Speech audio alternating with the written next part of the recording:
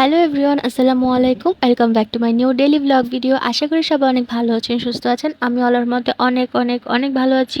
আজকে ছিল আমার কলেজের ফার্স্ট ডে। ২১ তারিখ কলেজ খোলা হওয়ার কথা ছিল, তবে গরমের কারণে কলেজ স্কুল সব কিছু বন্ধ দিয়ে দেয় এক সপ্তাহের জন্য। ২৮ তারিখ স্কুল কলেজ সব কিছু খোলা রাখে। তো আজকে ছিল ২৮ তারিখ। আমি সকালে ঘুম থেকে তাড়াতাড়ি উঠে ফ্রেশ হয়ে রেডি হয়ে তাড়াতাড়ি কলেজে চলে আসি, ফার্স্ট ডে বলে কথা।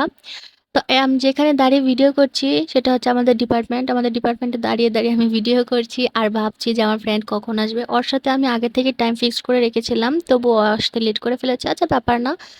তো ক্লাস শেষে একটু নিচে নেমেছি পানি খাওয়ার জন্য আর একটু হাওয়া বাতাস খাওয়ার জন্য, কারণ আপনারা এখন সবাই জানেন প্রচুর গরম পড়েছে।